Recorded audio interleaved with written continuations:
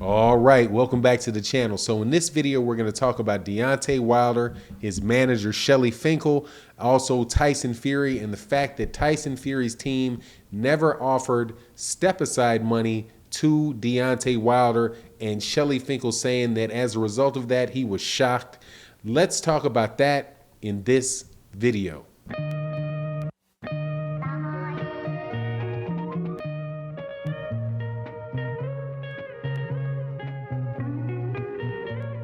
All right, welcome back to the channel. Now, before we get into the subject matter of the video, please make sure, if you are not subscribed, to subscribe to the channel, and also make sure to hit the like button and share the video, because it will absolutely do a lot to grow the channel, and I would greatly appreciate it personally. Now, let's get into this.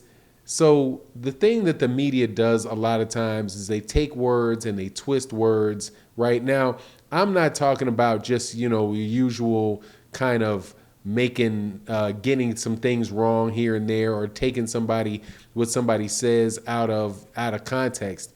But when it comes to Deontay Wilder, they will turn something that is absolutely innocuous into something that was negative. And I think that this particular story has the potential for that, because in reading this article that was written about Deontay Wilder, Shelley Finkle, and Tyson Fury, it made it look like one thing was completely something different.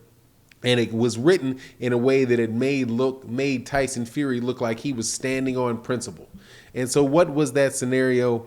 The scenario is that Deontay Wilder and Tyson Fury are going to have a match on October 9th, or supposed to have a match on October 9th. But that is because Deontay Wilder had to take Tyson Fury to court in order to get Tyson Fury to fight him.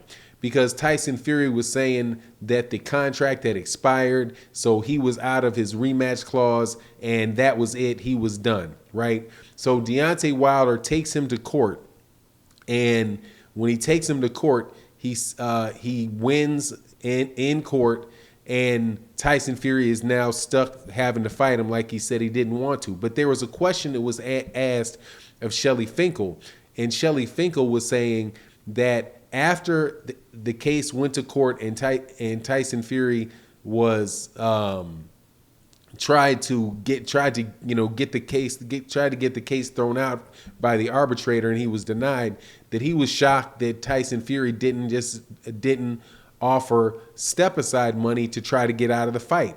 Now, the way that I interpret it is that Shelley Finkle was surprised that he didn't do it, because that was what usually, if people really wanted to get out of a fight so that they could have another fight, which is what the media was saying at the time, that there was an Anthony Joshua Tyson Fury fight likely, that he would go about it the way that people usually go about it, which is to pay step-aside money to Deontay, to the person he's committed to fighting, and to get out of the fight, right? That would be what common sense would do.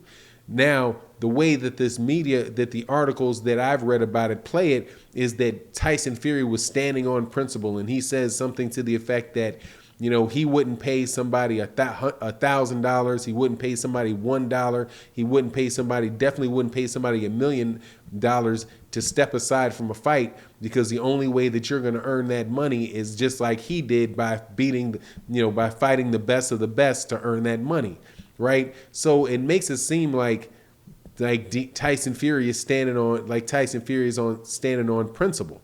But the problem with that is that you have to assume that Deontay Wilder was the one that was because Shelley Finkle was shocked that he didn't get that offer, that Deontay Wilder and Shelley Finkle were actually looking forward to receiving that offer, and was trying to play the situation to get a step-aside offer. And that is just another one of these things that is used to bolster up Tyson Fury and some of the crazy stuff that Tyson Fury does. You read the same stuff as far as them making excuses for this COVID-19. Well, honestly, to start off with, people were trying to make it seem like Deontay Wilder didn't have the right to his trilogy fight because the contract expired, and the media was acting like there was no arbitration clause, that there was no arbitration going on, that there was no likelihood that Tyson Fury had any responsibilities to Deontay Wilder at all, and they took that off face value based off what Bob Arum and Top Rank says.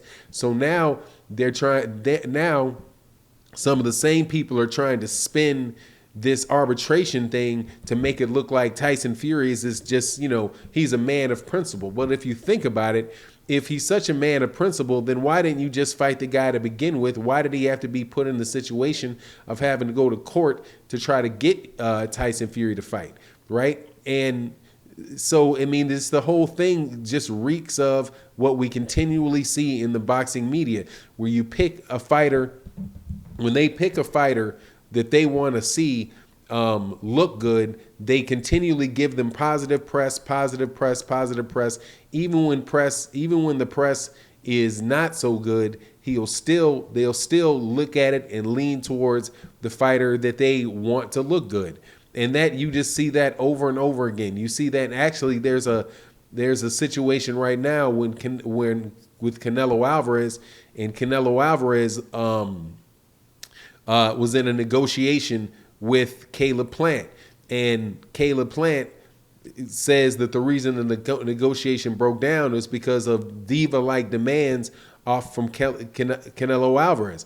I guarantee you're not going to hear a lot of that stuff out in the press because, again, the boxing press is really very much tied to promoters. And the reason that they're tied to promoters is because the promoter needs access to the fighters, and how the media needs access to the fighters to get their messages out. And so how are you going to get that message out when you don't have access, and the fighters are managed by the promoters, right? You don't get that access. So what ends up happening is that the fighters that the promoters with the fighters that fight with the bigger promoters wind up getting a lot of positive coverage, or at the very least, in times when they should be getting negative coverage, they neutralize the coverage. And that is the case with Tyson Fury, because here's the fact of the matter. The fact of the matter is that if Tyson Fury would have offered to Deontay Wilder step aside money, Deontay Wilder would have turned down that offer anyway. But do you hear that mentioned in the news articles? No, you do not. What you hear is just some high level, Tyson Fury, never offered him step aside money because Tyson Fury was so set on the value, I guess, like the value of hard work, and basically treating Deontay Wilder like he was somebody that was begging for a step aside money from Tyson Fury, when there's nothing in there, there's nothing, no information out there to say that that's the case. From every look and everything that Deontay Wilder himself has said, Deontay Wilder wanted to fight with Tyson Fury. He wants the third fight. He didn't want any step aside money.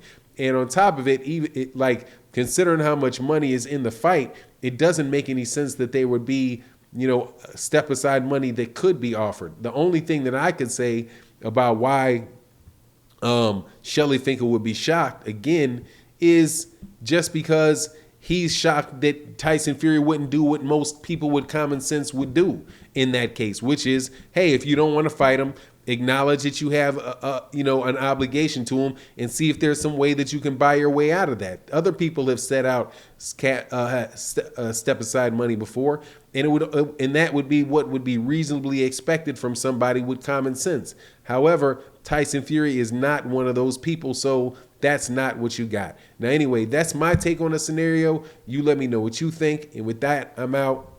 Peace.